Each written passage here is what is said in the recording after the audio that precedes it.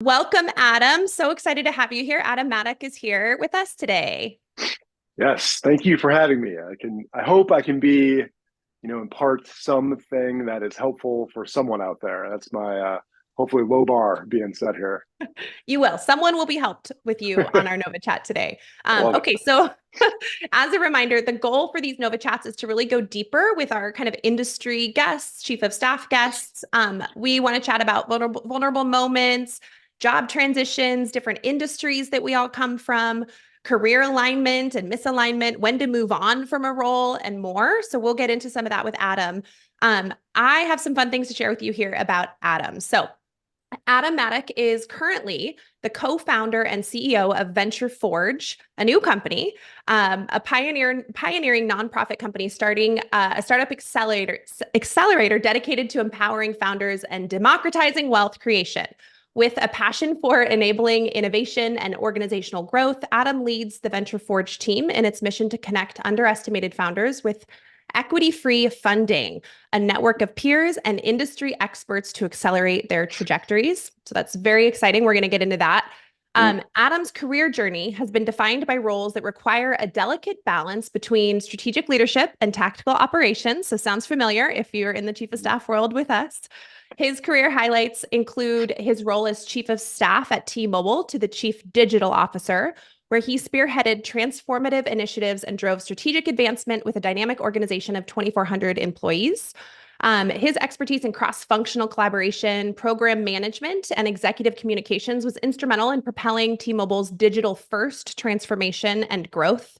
And we'll get into this. He talks about and credits this period as his MBA 2.0 and being instrumental in his development. So real quickly here, prior to his tenure at T-Mobile, Adam served as an officer in the United States Marine Corps, and his experience ranged from leading Marines in combat deployment to Afghanistan to serving as social aide to President Obama and First Lady at the White House, providing protocol support for high-profile social events and interacting with foreign dignitaries, member of Congress, and VIPs. So Adam graduated with an MBA from Kellogg School of Management, Northwestern, and he earned recognition as one of Poets and Quants' best and brightest MBAs for 2017 and landed himself in the executive development program with me at T-Mobile. So Adam, welcome. Wow, that was great. It's like you crushed that, and it makes me look way better than I am. So that was a hell of a job. No, I think this is going to be really informative to folks. I'm excited. I think we've got some military folks on with us. Yeah, I'm excited to kind of connect the dots and learn myself around the string between chief of staff work, yeah, generalist leadership, and what you're doing now, military experience, and kind of all of that. So yeah. Right I'm on. going to start off in a little bit of a different way. Before diving into your background, I want to hear, what is a chief of staff to you? Oof.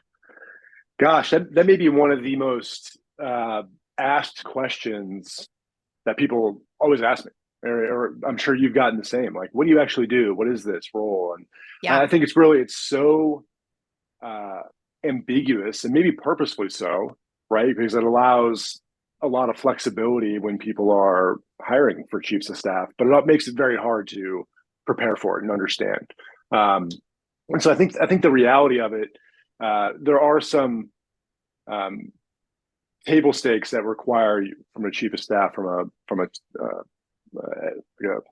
skill perspective, right? And chief of staff, operations manager, sometimes executive assistant, like all these things, like we sometimes overlap a lot. And to me, I don't care what the title is, right? There's chief of staff work, and it's whatever the title is. And so I think I've seen a lot of people that are like, oh, I want to be a chief of staff someday. I'm like, you're doing chief of staff stuff right now, like so, like you call yourself what you want. Yeah. Um, you know, we see this like table stakes, like things that most chiefs of staff will work on: rhythm of business, operations, communications, etc. And like I really, that is pretty table stakes. And there's a bunch out there, and you can throw in the buzzwords like force multiplier or whatever the case may be, and like those are all true. Like those are all true to some degree. And I was thinking about this question because I knew it was going to be asked for sure, because it's an important one. And to me, the chief of staff role is less about your individual skills, save for one, and it's defined by your relationship with the executive you support. That to me is the chief of staff role, and it comes down to really two things. And I've tried to make a clever name for both of these. And one is you're an honesty broker and you're a decision thief. And I can definitely get into those if you want now or as we go forward. Let's get into them. Let's get into them. Let's dive in. And so I coined these terms as two things that I think separate chiefs of staff from doing the role and then like being the role. And one, and again, both defined by your relationship between you and executive, because at the end of the day, if that relationship isn't good, the role is going to fail. It really will fail, or you won't get what you want out of the role. And it'll become just work, right? And then you'll move on from the role being like, well, never doing that again. Because that relationship is so important. And I'll get into that here. And so what I mean by honesty dealer is that, as you become more senior in an organization, whether it's the military, whether it's corporate America, nonprofit, doesn't matter. Like as you get more senior, right? Like two things happen. Like you move further away from those doing the actual work that moves the organization forward. In the Marine Corps, we call that the point of friction, right? Like we're like force meets, the task that you're going at hand. And it was T-Mobile, where we both come from, that was our front line, right? The customers or those working on our engineering products or network towers. Like you get away from that as you become more senior organization.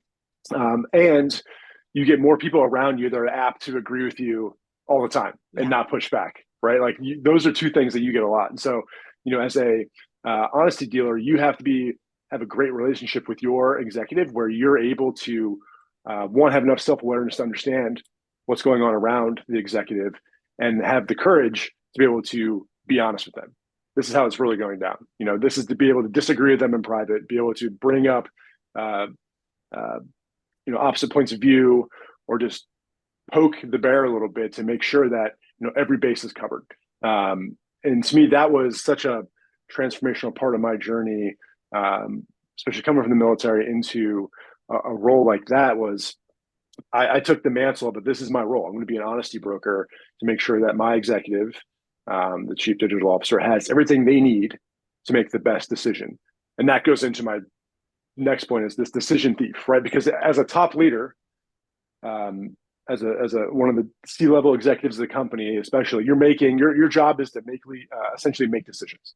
You're primarily a decision maker. You set the decisions on strategy, you set decisions on direction, on vision, on budgets, all these things. And so my goal was always, I'm going to steal decisions from him. I'm going to take decisions off his plate. I'm going to solve his problems, even some problems that he doesn't even know are problems yet, right? And so to me, it's if I can take as many decisions off his plate, most of the time without him knowing, and that's great. And that's built up over trust, and just in knowing how he would make decisions.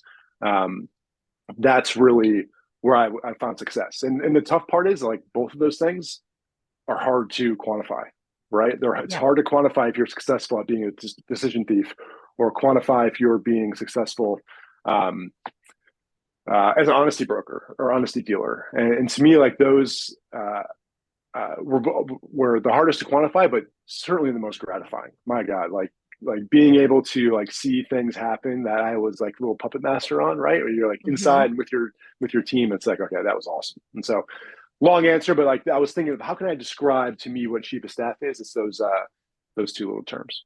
Yeah. Honesty broker and decision thief. I love those. I love the decision thief one. At first I was like, okay, I'm really excited to hear what Adam has to say about this one. And it's so true. It's so true. Both of us, we'll talk about this in a few minutes, but both of us are now entrepreneurs, and it's just so helpful when our team can make those decisions for us and take them from us. So absolutely love them. And Maggie, before we go on, I just want to say, like, bravo to you for starting this and really just putting yourself out there and being an entrepreneur. I think it's super cool in a space that, like we just talked about, incredibly ambiguous. To be able to have a training program, a training certification, to be able to show and and really learn and show that this is a real thing. Really cool. And so Thank you. I'm stoked to be here and support that as a peer entrepreneur. But just in general, outside of that, like, bravo! I think it's awesome.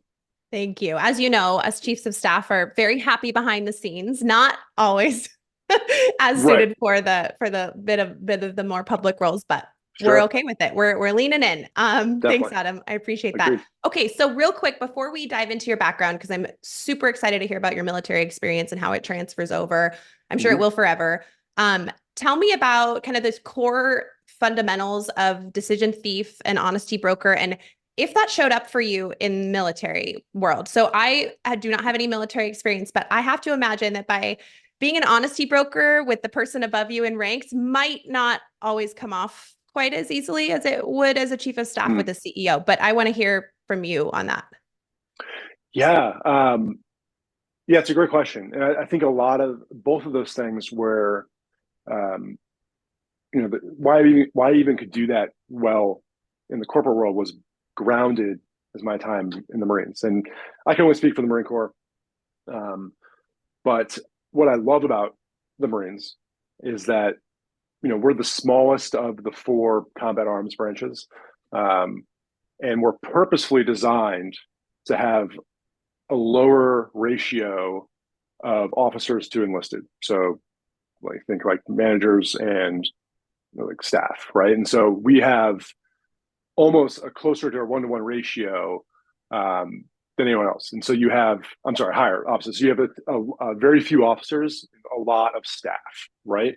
And so that's on purpose because the Marine Corps really values junior leadership, puts a huge emphasis on that Cool. in this culture of pushing decisions down to the lowest ranks because it Wow. allows you to be like the Marine Corps' ethos is a distributed force, right? You're a force in readiness. You can go anywhere and do anything.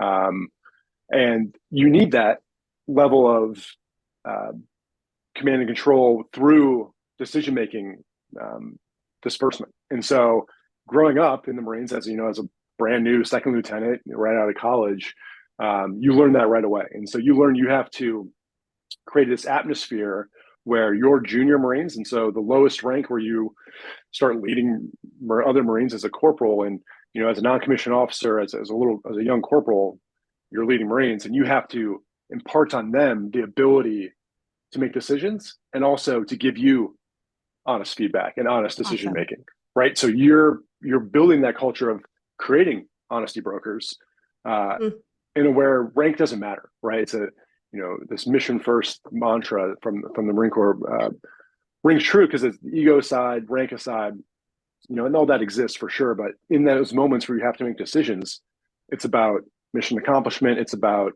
getting the best decision or the best information so you can make the best decision. So it really was born out of training your Marines to do it, yeah. right? And, Yeah. and then so when you're up, you're like, okay, I want that same thing for my boss as well. Cool. And so that was really where that was born was I want to make sure, from a command control perspective, going back to let's see how many military buzzwords I can throw out in this. You're Yeah, you're stoking I'll up try to old keep up.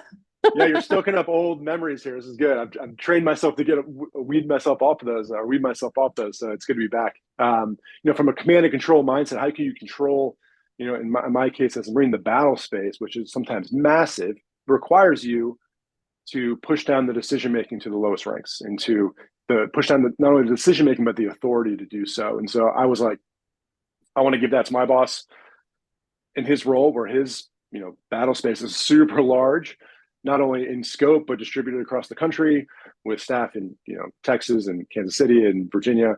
And so to me that was important. That's where that came from for sure. Cool. Okay, so you touched on it, but let's go back in time to Yeah. young Adam, right Oof. out of college. What made you Yeah. decide to go into the military and why Marines?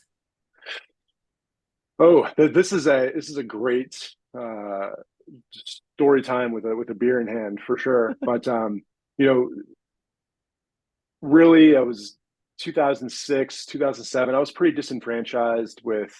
I was a finance major in college, and weird time to be in finance, right? And so I was just very disenfranchised with um, just college life. I think in general, like we had a lot of friends, right? But no friends that were friends with me just in a very transactional way. Like I really like by accident one night I was at home on a Wednesday night watching the news, and there was an interview with two Marines who were Mm. serving in Iraq at the time, and I remember it was a like backwoods white kid and a country black kid, and like they would never have any interaction apart from Yeah. being in the Marines together, and they were put together in this melting pot of America, fighting in a foreign land, and they were just next to each other, talking about why they were fighting. The reporter at this point, Iraq was very unpopular.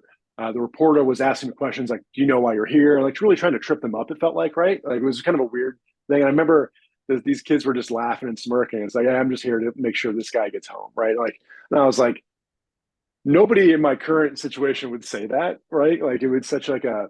I mean, I had great friends, but like it just doesn't feel like they would make that kind of decisions for me. And I was like, I want to lead people like that. And I remember the next day I went down to the Marine recruiter office, and I went to the University of Maryland and signed up. Like that day, I was talking to them. I was like, I'm going to do this. And I remember like super big shock to my parents. They were like, what's happening?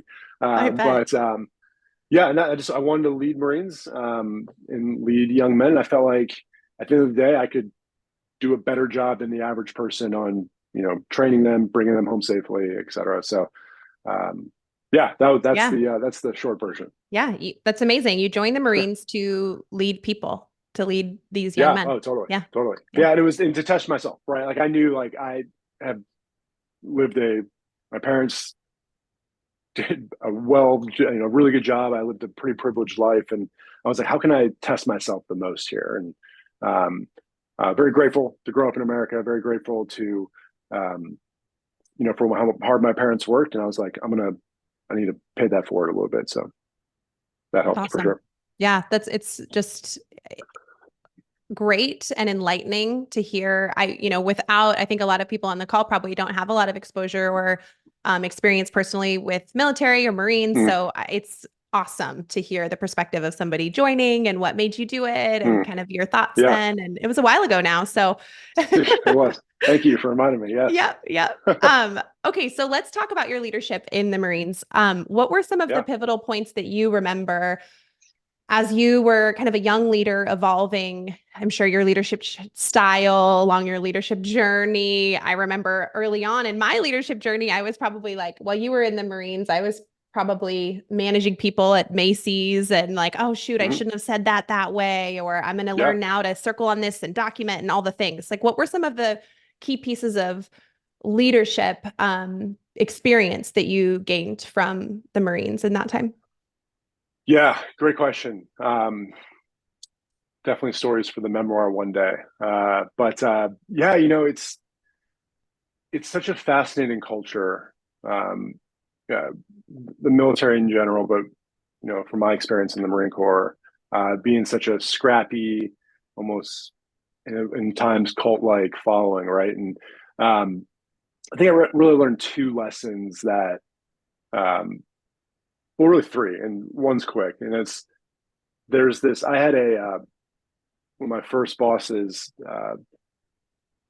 big, just like teddy bear, big dude, muscular, big dude, and he was very intimidating, but he was such a sweetheart inside, right? And I was envious of him, and just how he carried himself. And he would sit his new officers, his lieutenants. He was a captain down, and he goes, "I want you to remember there's a difference between losing and getting beat, right? Like when you lose, it means you've prepared yourself, you've done everything you can, you went through all the contingency plans, and guess what?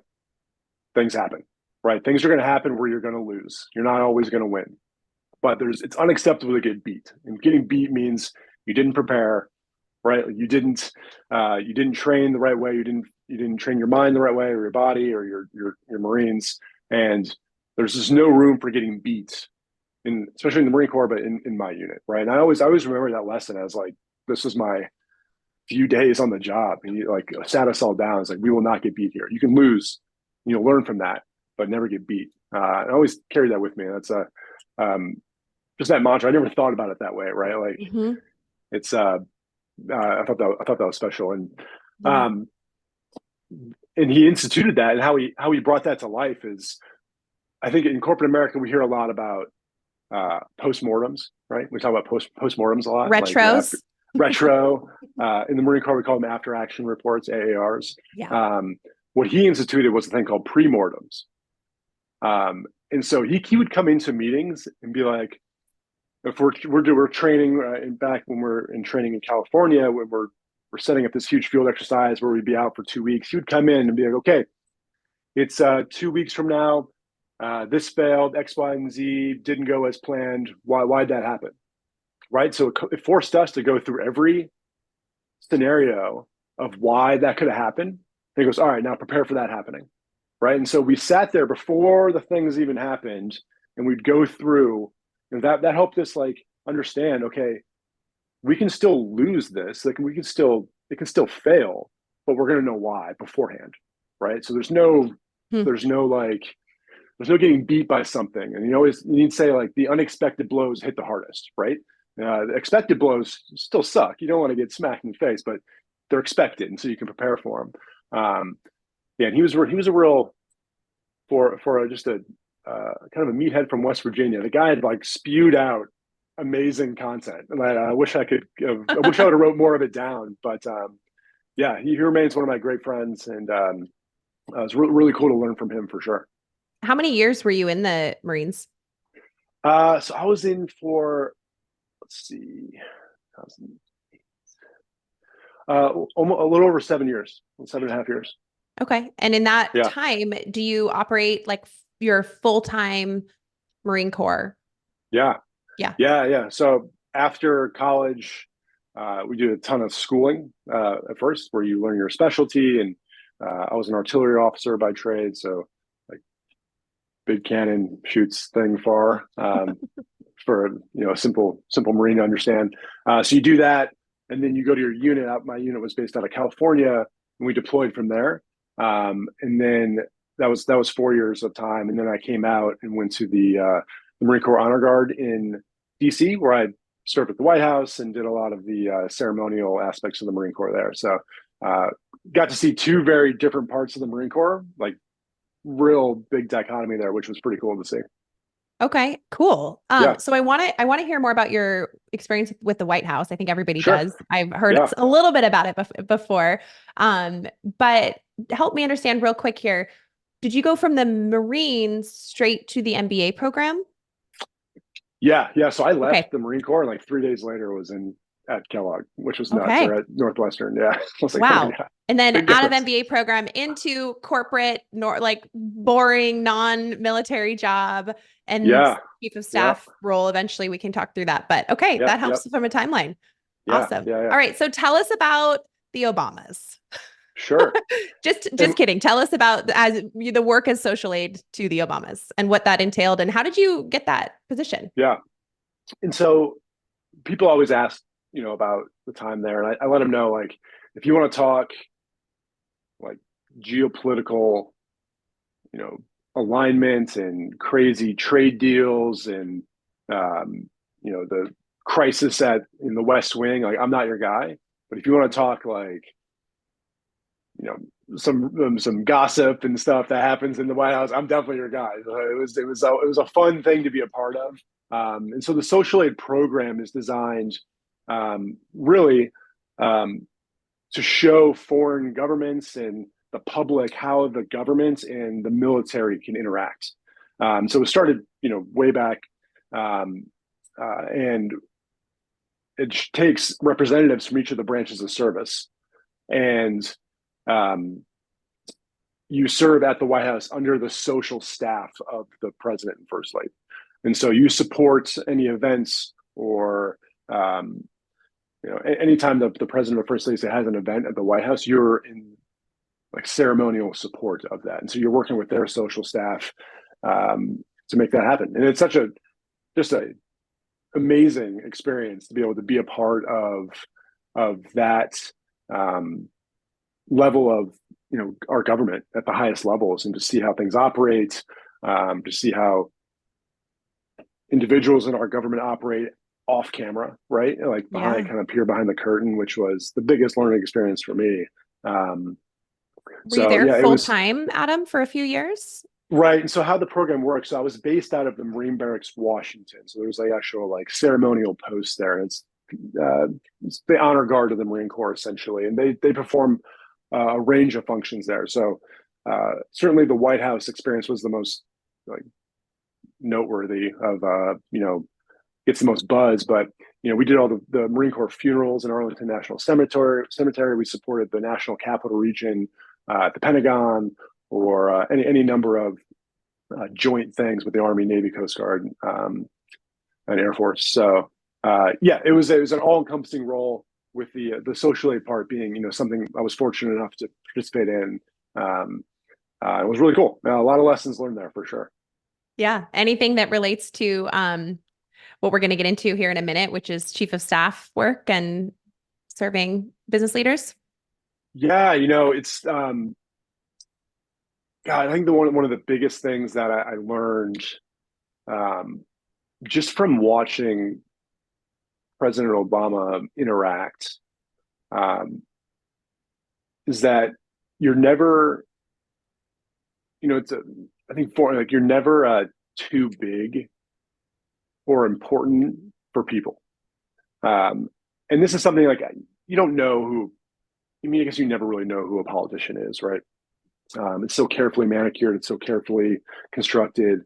But getting to see how he operated off camera, see how he would greet staff, like the butler staff, and ask them questions about their families, right, and know their names, and just like the president of the United States.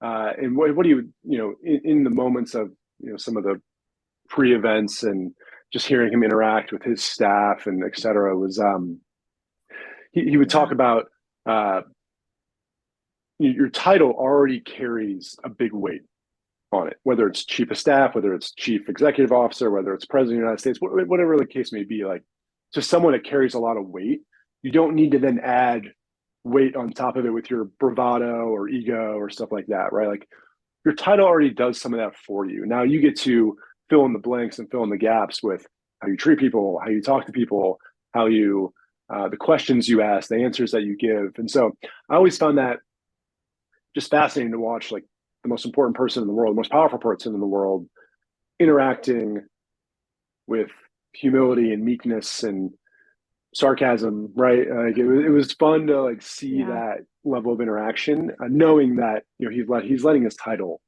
carry the weight of the interaction, which I always appreciated. And it was a good lesson, um, just going through business and learning. You're going to interact with people as you move up the corporate ladder or whatever ladder you're on.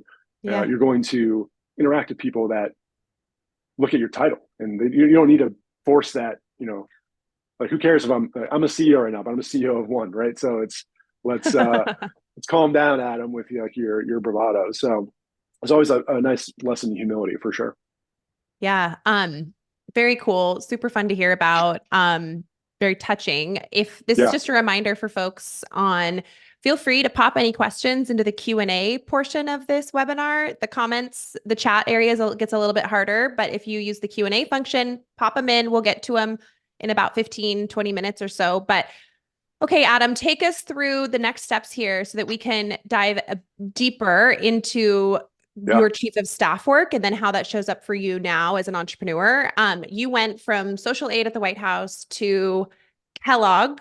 School for your MBA. And what made you want to get your MBA? And then talk us through kind of the next steps and deciding to move forward with the T-Mobile Leaders to Executive program, which I was in with you. Yeah. And so to me, it was pretty self-apparent. Like, I knew I was going to get out of the Marine Corps. I accomplished all that I want to accomplish and more. Like, was spent way longer in the Marine Corps than I thought I would.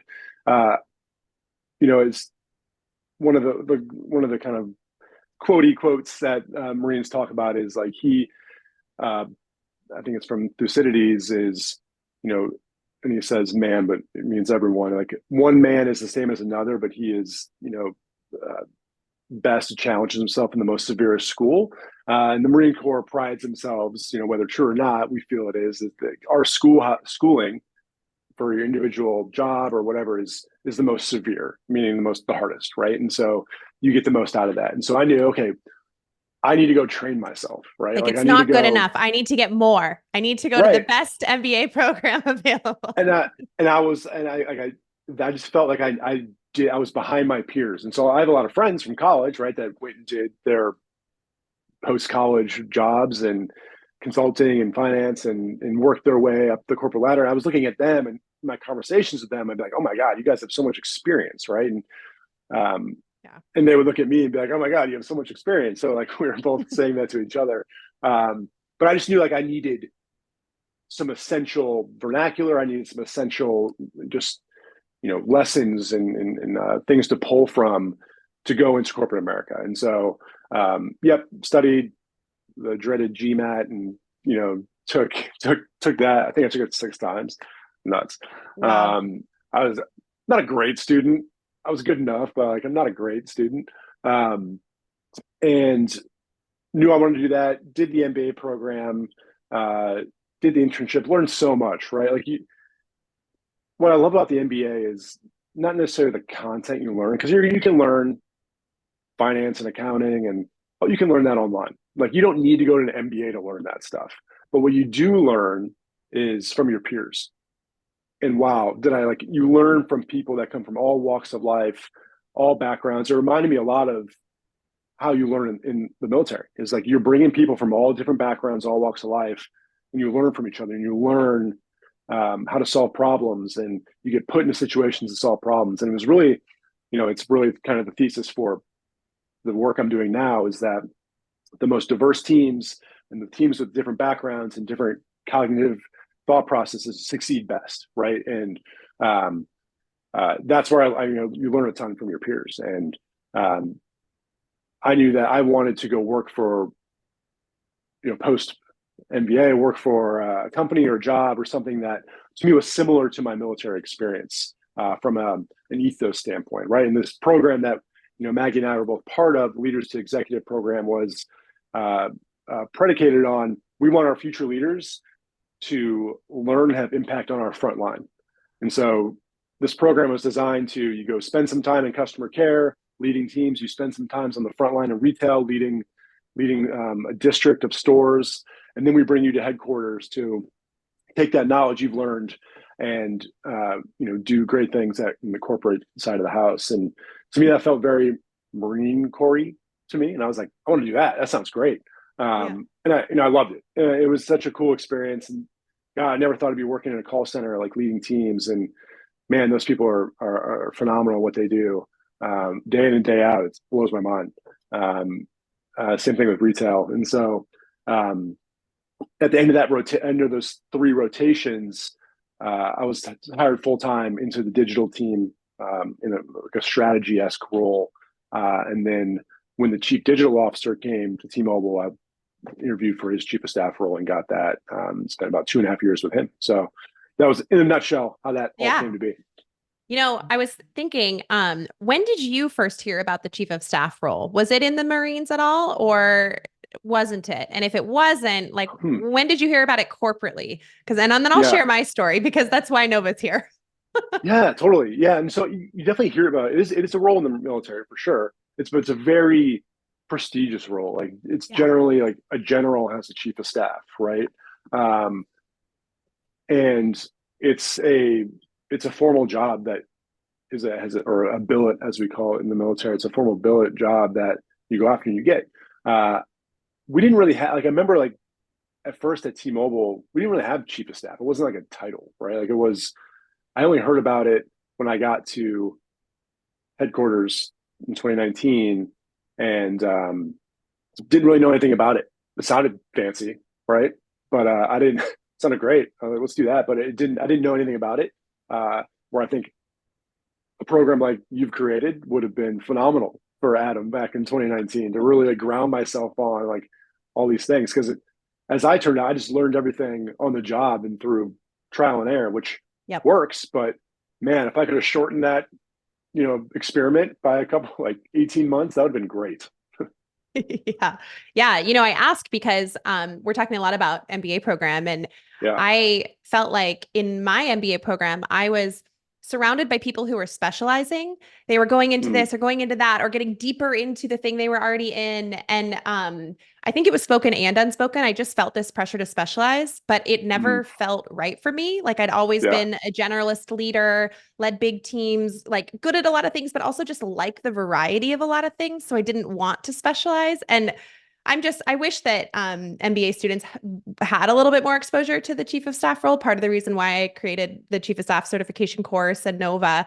But it is interesting. Like I didn't hear about the chief of staff role until I was actually literally hiring, like interviewing for it and in the Yeah. hiring process. But it's definitely the most job alignment I've had since. Mm, So it's an interesting thing to think about as you like thinking about your story, all of the generalist leadership qualities and the journey you've been on to finally, kind of hearing about the chief of staff role in the corporate world and then interviewing for it. So why don't you tell us a little bit about like you shared what you believe a chief of staff is. Now, yep. what was a day in the life for you as the chief of staff to Marcus East, digital transformation officer?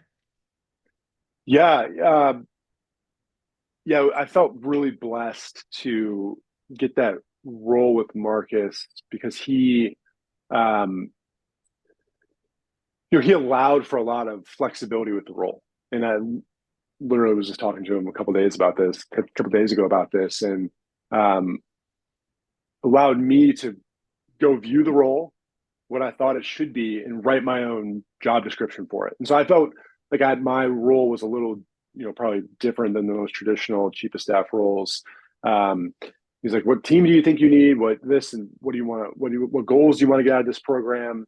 Um, and then I brought that to him, and he said, "Okay, I agree with these. Here's what I would add or what I'd take away." And to me, that was such a great introduction to the role because it allowed me to go do my own research, talk to other people, uh, met a lot with the CEO, T-Mobile's chief of staff, who's phenomenal, and learned so much from her, and build that role. And so I knew how I wanted to build that role was okay.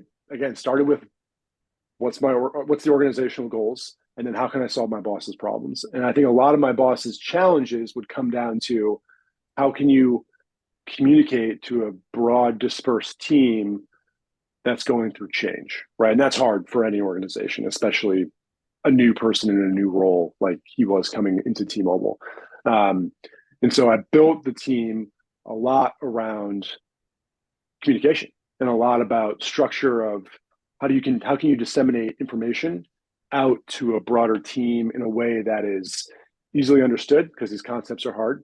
Technology is super confusing, and uh, in a way that is accessible because people are busy, right? And so you can't just bombard them with stuff. And um, I think one of the best hires I had is Daniela Ba, who's on this chat. I can see her in the chat uh, posting things. Yes, Obama is left-handed. Who's a phenomenal? Who's also she's a chief of staff right now at Lululemon. So Mhm. great to see the chief of staff tree grow. Um, but that was it. It was how can I structure this role so it's solving actual problems and solving problems for the organization and accomplishing the organizational goals. So to me, that was the cool part about that. And so it was a lot of the traditional, sure, setting up structure of meetings, um, getting those salient points from meetings, making sure following up with tasks from my boss's reports, um, and ensuring all that stuff happens. Absolutely, that was a huge focus. Again, table stakes of the chief of staff. Every chief of staff will probably do that. Yep. But to me, it was what other things can I take on, like the communications, like this PR, like managing his social media, right? Like things that Yeah. I'd never thought I'd be doing. Yeah. Learning social media, like it was pretty. Like Danielle will tell you, like, what's the best time to post, about this? I'm like, oh my god, like a little influencer. Um, but so yeah, it was such a every day was there was a lot of structure in the day, but every day was a new challenge, which I really appreciated Mhm. about the role. It was a great mix of living within the schedule of your boss, but also, Yeah. man, every day at that level, something new comes up that you're gonna have to get after. And I can honestly say that was the most frustrating and the most rewarding part about the job, right? I was like, oh my God, can we just get a normal day for once? But then it was like, well, this is This what is so makes this fun. role exciting. Right. Yeah. Yeah, totally. No, totally. Okay. Well, I want to touch on one of the things you said, and dive into it a little bit because Sure. I talk about this a lot. I think it's a common question that comes up. The balance between the tactical follow-up, execution, keeping people in order, the Yep. meetings with what really truly sets a chief of staff apart from, let's say, a senior EA, the strategic, the planning, the thinking about tomorrow, the thinking about how it all ties in together. So Mm. from your lens, how did you manage that? Right? You said like every day you have to do these administrative things. It's just table stakes for chiefs of staff. How do Yep. you manage then to be also super strategic, future minded, and thinking about the initiatives of your leader that are, maybe next year, 2 years Yeah. out? Yeah. Great question. And this to me is really the crux of it all, right? Like this is what you can get good at this. It separates you from other chiefs of staff. And it's really, it goes back to where we started this conversation is that relationship between you and an executive. Like if that's not open and solid and there's not an understanding there and that person doesn't trust you implicitly, it's not going to work. And you won't have the proper tools to be able to think strategically. And that means sitting down and understanding the goals of your executive, understand they're both personal and professional goals, understanding what their goals for the organization, understanding like if you have OKRs or whatever structure you have for setting goals that's clearly articulated between you two. So you can understand how then to best communicate it and hold his staff accountable. Right. And so there is this sort of environment that needs to be had there that allows for open and honest communication both ways. So then you can take that and go be a decision thief, and go run things in their stead and in their place. So you can, be that force multiplier, whatever cliche thing you want to say. But that's very true. It's very real. It's very real. Right. And so that allows you to make little mini strategic chief digital officer decisions on their behalf to further that strategy. And if you don't know that, you're just doing, very transactional work that anyone can probably do with some work, with some practice. There's nothing wrong with that work. That work is incredibly vital to an organization. Yeah. But if you're not, if the chief of staff role is a wet towel, you're not wringing that towel as much as you could, right? And you're not setting yourself up to be thought of as someone who can take strategy and then execute on it tactically, which then sets you up for your follow-on role, right? Like a chief of staff is pretty much well set up to go into very senior level positions in an organization or senior level positions in a smaller organization, right? Because of that, if you can show that ability to take someone else's strategy, someone else's goals, and then go execute on them when you're not them, right? Yeah. You're an extension of them. That's so powerful. And that's Influential leadership. 100%. Yeah. 100%. Yeah. It's Yeah. such a great point because you don't have the authority of them per se, No. right? You're using your skills of Relationships. influential and relationships. And man, some of the times I felt like a therapist to some of these executives, right? I'm like, man, I am not licensed to be talking to you about this sort of stuff. But at the end of the day, like you take away the titles, you're just a human being talking to a human being. Yeah. And that is something that most executives don't get the opportunity to do at work. Because for some reason, when we step through the doors at work, we forget about all the things that make us human beings, right? And we forget about all the things that in our social life, we're like, oh yeah, of course we would. Why wouldn't we talk about and be vulnerable about this? But you get into work, it's like, nope, can't be vulnerable, can't be this, can't be that, and then we struggle, right? And then there's a whole vicious cycle there. But that's a story for another time. Yeah, well, I totally agree. And well said. Well said. The balance between the tactical and the strategic is difficult, but it truly is what sets a chief of staff apart from another role. And it sets a strong chief of staff apart from sort of someone that's struggling a bit more. Totally. Okay, so two sort of more rapid fire questions. Then I want to end talking about your work now at VentureForge and how your chief of staff experience shows up for you as an entrepreneur. I'm interested in that because I'm also past chief of staff, current chief of staff / entrepreneur. The The rapid fire questions are first, do you think an MBA is required to be a chief of staff? No, definitely not. No. I think it helps.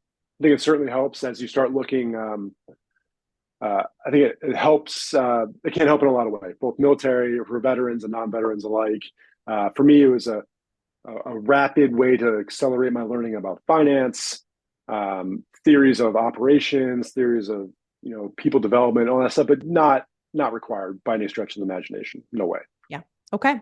What advice would you give veterans looking to transition into chief of staff or similar like business operations roles? Yeah, I think it's such a good role for vets, especially if you don't come from a background, a specialized background, or don't go to a follow-on schooling and get a specialized background. Mainly because a lot of the skills that we've been talking about this whole time are things that you innately learn in the military. Like you learn how to prioritize, you learn how to triage, you learn how to you're attracted to things with a purpose, right? You're attracted to things with setting goals and figuring out the ways to go get them. You're trained to time management, all these things that you just learn innately. You don't even realize it. What you don't have is that experience, right? And so the reason I joined the L2E program was I'm going to get a lot of experience across the breadth of a company really quick. And why I love the chief of staff role is that in a more micro sense within a team, I got experience on finance, procurement, logistics, communications, PR, you name it. I got that in a short time span, right? So that's such a valuable way to catch up. I felt like I was catching up to my peers, and then surpassing them because I wasn't an expert on anything by any stretch, but I'm dangerous enough, to like be able to look at certain topics and be like, I got this. Breadth, not depth. When chiefs of staff need to dig in, we have the skills to do so, but there's just no way we can dig into everything deeply, and we shouldn't. Okay, last question that's rapid fire, and then I want to hear about VentureForge. Where did you get your executive presence, and how would someone who's working on executive presence find some themselves? Oh, that's great. I'm glad I guess I have executive presence to begin with. That's great. Hard to say, I guess, where that comes from. Sort of, let me describe: polish, poise, a slight formal. I'm kind of the same way, like a little bit formal here and there, ability to network with people, right? Like, where do you think that came from?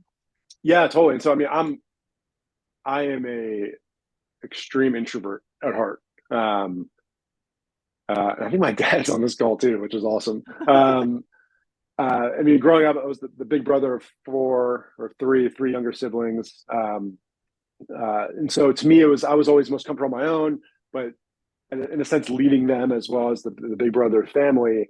And I think for me, it was just, I always put myself in positions to understand, okay, I don't need to be the extrovert to have presence, right? And so to me, it was, how can I learn to gather information and ask really good questions? How can I learn how to engage with someone?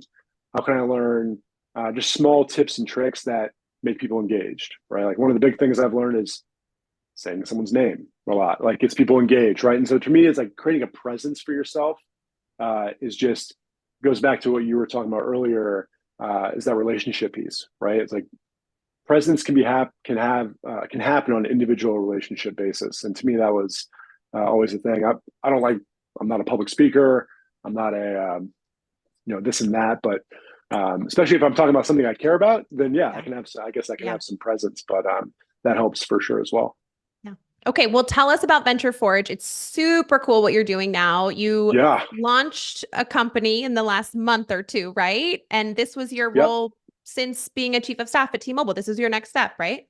Yeah, exactly. Yeah. And so I left T-Mobile.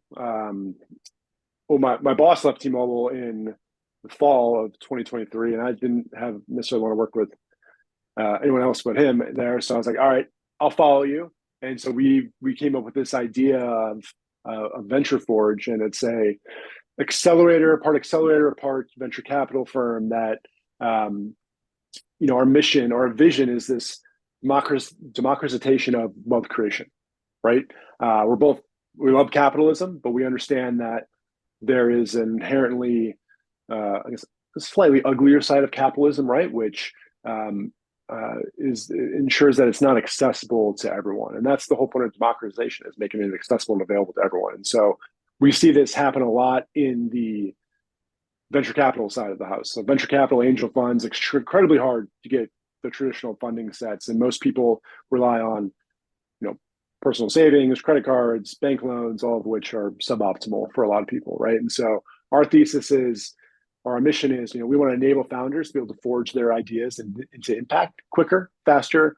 And we believe there's this market out there for equity-free funding through this donor population, which is why we set up this foundation to accelerate founders' trajectories, to take their ideas and forge them into impact. And so we've set up this community, a global community, where founders can come interact, learn from each other, find peer founders, find co-founders. And then on top of that, there's this grant making program called Venture Starter. And you can think of that as the Kickstarter for ventures, right? And so it's, how can we enable donors and people with means and who want to get, great tax benefits to do micro grants to founders to get them some traction in the marketplace. It's not going to fund your venture, but it's going to give you enough.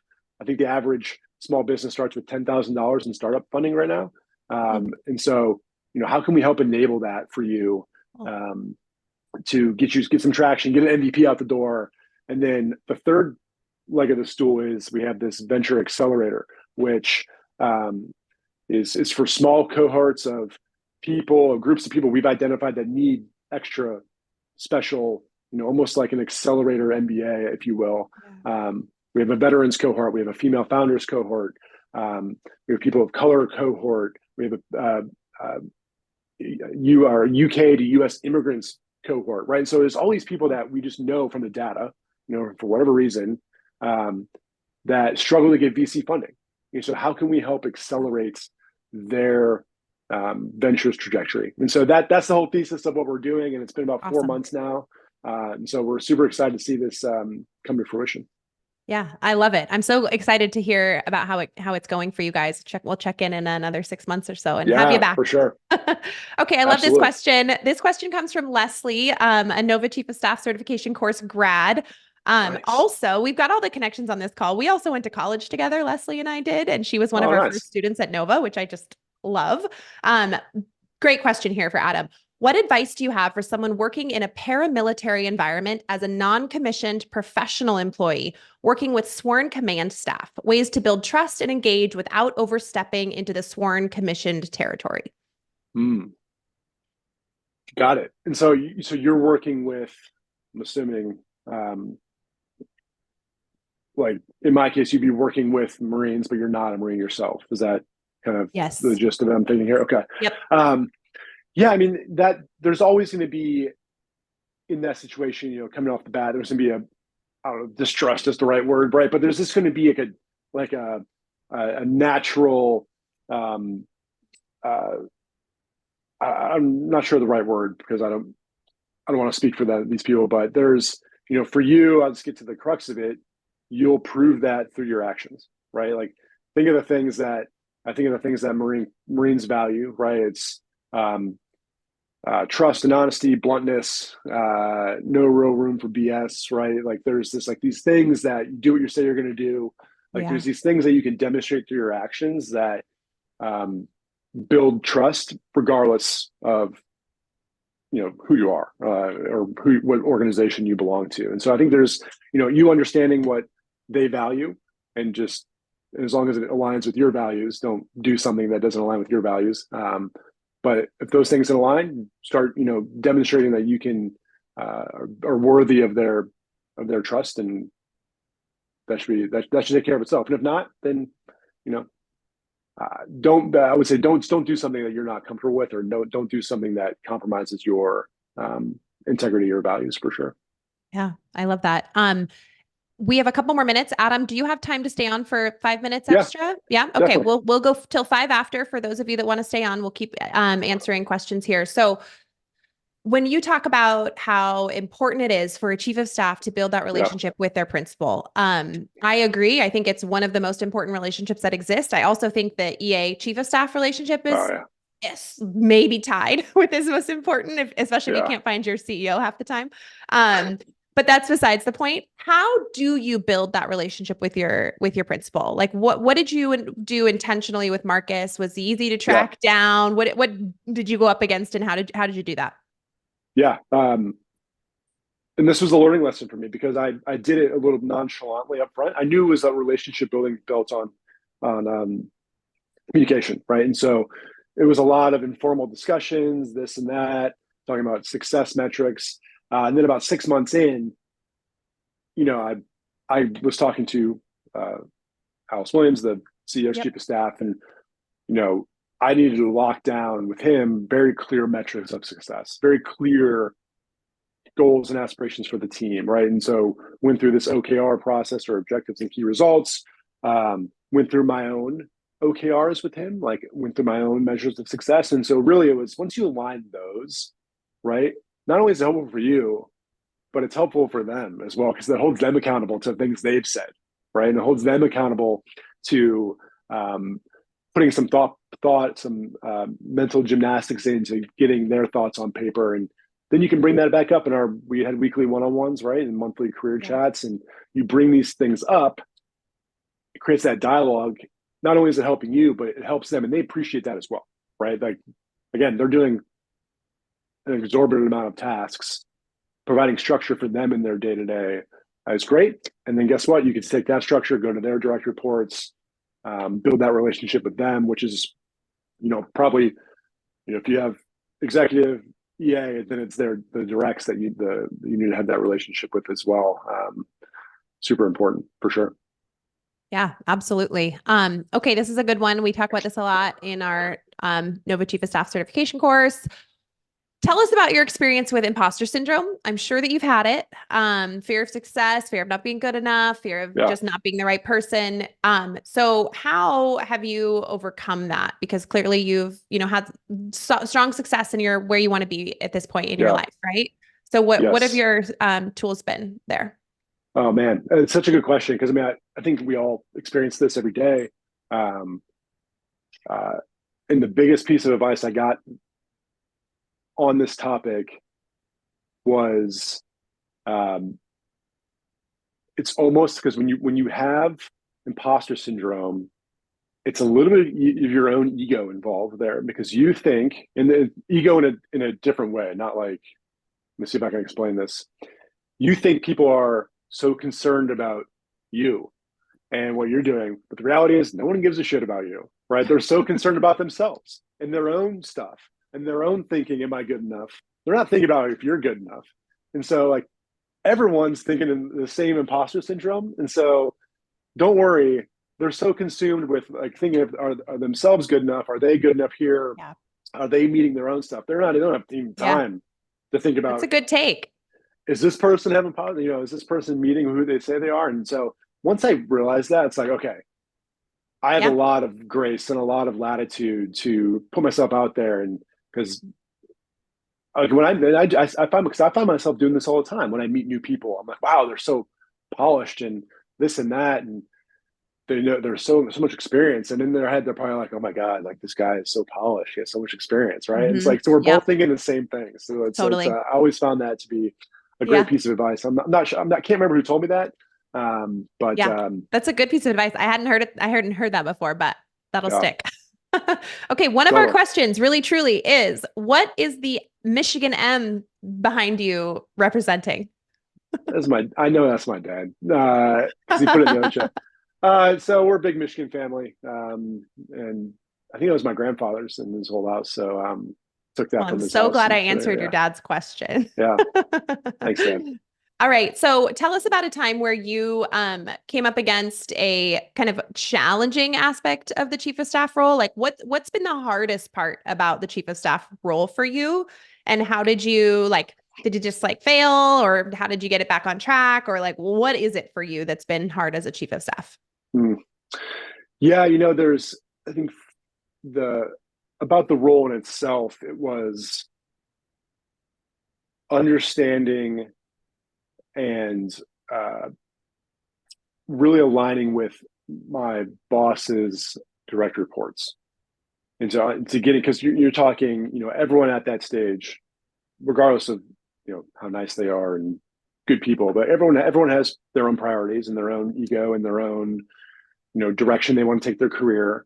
And generally, those things are going to be in conflict with each other, right? It's just the nature of being executives at that level of a company.